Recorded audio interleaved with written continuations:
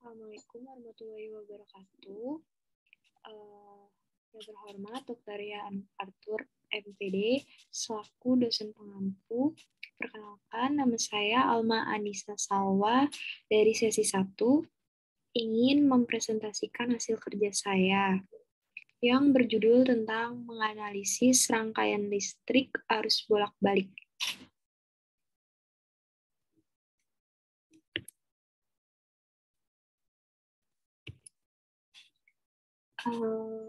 Pembahas di sini sebelumnya saya akan bahas 5 pembahasan. Yang pertama, pengertian listrik. Yang kedua, fakta dari arus listrik. Ketiga, faktor yang mempengaruhi arus listrik. Yang keempat, metode pembelajaran. Dan yang kelima, konsep pembelajaran.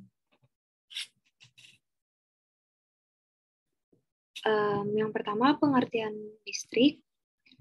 Listrik adalah salah satu materi yang diberikan dalam bidang keahlian teknologi dan rekayasa pada program keahlian teknik konstruksi dan properti.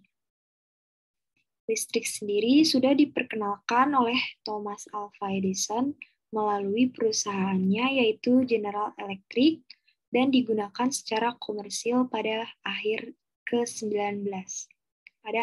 abad ke-19. Di mana dalam pembangunan atau properti, listrik juga memiliki beragam fungsi yang penting. Yang kedua, ada fakta dari arus listrik. Pada umumnya, implementasi pengukuran tegangan, arus, dan frekuensi listrik banyak dipakai oleh penggunanya. Menggunakan alat ukur standar dengan jenis alat ukur analog maupun digital yang bersifat portable, sehingga hasil data pengukuran dapat diketahui secara mudah dan praktis, tetapi tidak dapat dimonitor secara real-time. Padahal dalam bidang industri nyata, beberapa aplikasi membutuhkan instrumen yang dapat mengukur dan merekam data hasil pengukuran secara real-time. Yang ketiga, ada faktor yang mempengaruhi arus bolak-balik. Secara umum, beberapa faktor yang mempengaruhi besar kecilnya resistansi listrik pada sebuah kawat penghantar atau bahan adalah jenis atau karakteristik bahan ruas penampang. Sepertinya halnya air keran rumah yang dapat diatur banyak atau sedikit alirannya, kuat arus listrik yang mengalir melalui suatu rangkaian dapat juga diatur, yaitu menggunakan resistor. Radio dan televisi resistor berguna untuk menjaga kuat arus dan tegangan pada nilai tertentu. Dengan tujuan agar komponen-komponen listrik yang lain dapat berfungsi dengan baik. Yang keempat, ada metode pembelajaran. Metode pembelajaran yang saat ini dilakukan masih pada pembelajaran terkait materi dan contoh-contohnya. Laboratorium IPA kerap sekali hanya difungsikan saat adanya kegiatan akreditasi sekolah. Guru fisika masih memiliki motivasi yang rendah untuk mencoba sendiri dalam merangkai alat. Hal ini memberikan dampak yang kurang baik bagi pembelajaran. Metode pembelajaran dengan metode debu atau demonstrasi, bahas, dan unjuk kerja dinilai mampu mengajak siswa lebih banyak dalam melakukan praktik nyata, terutama pada kelistrikan AC maupun DC.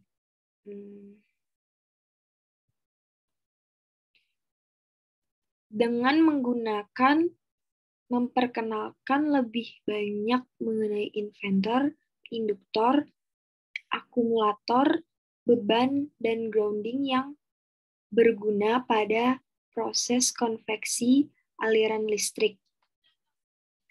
Kemudahan pemahaman yang terjadi saat ini harus mempertimbangkan kemudahan operasi dan perlunya media pendidikan yang menarik.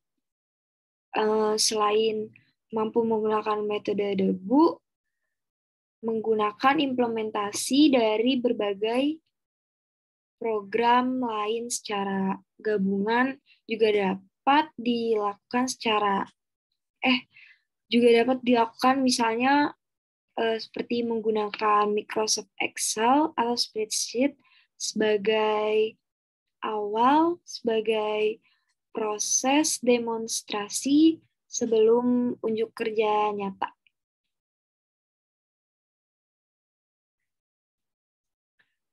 Yang kelima ada konsep pembelajaran. Seluruh gabungan proses pembelajaran ini banyak disebut sebagai MATLAB. Konsep di mana menggunakan konsep array atau matrik sebagai standar variabel elemennya tanpa memerlukan pendeklarasian array seperti pada bahasa lainnya. Selain itu juga dapat diintegrasikan dengan aplikasi dan bahasa pemrograman eksternal seperti C, Java, Net, dan Microsoft Excel. Simulink sendiri mempunyai banyak kegunaan, misalnya untuk mensimulasikan rangkaian elektronik, sinyal processing, pemodelan persamaan diferensial, dan masih banyak lainnya. Yang terakhir ada kesimpulan. Kesimpulannya yaitu proses pembelajaran yang konvensional harus mengikuti kemajuan teknologi yang ada, di mana dapat memudahkan manusia untuk mengendalikan hidup dan matinya listrik dengan sistem otomatisasi pada perangkat-perangkat manual. Apalagi koneksi ini mampu menggunakan internet. Di tengah COVID-19 yang tak jarang memaksa siswa untuk menerapkan Internet of Things, yaitu menggunakan internet sebagai media utama pembelajaran dan tetap memaksa siswa untuk memiliki high order thinking dalam setiap prosesnya. Tujuannya tentu agar siswa mampu memahami rangkaian-rangkaian catu daya sesuai kompetensi yang diberikan. Secara umum, prinsip rangkaian catu daya terdiri atas komponen utama dan komponen pendukung agar rangkaian tersebut dapat berfungsi dengan baik. Berikut ada referensi dari materi tersebut.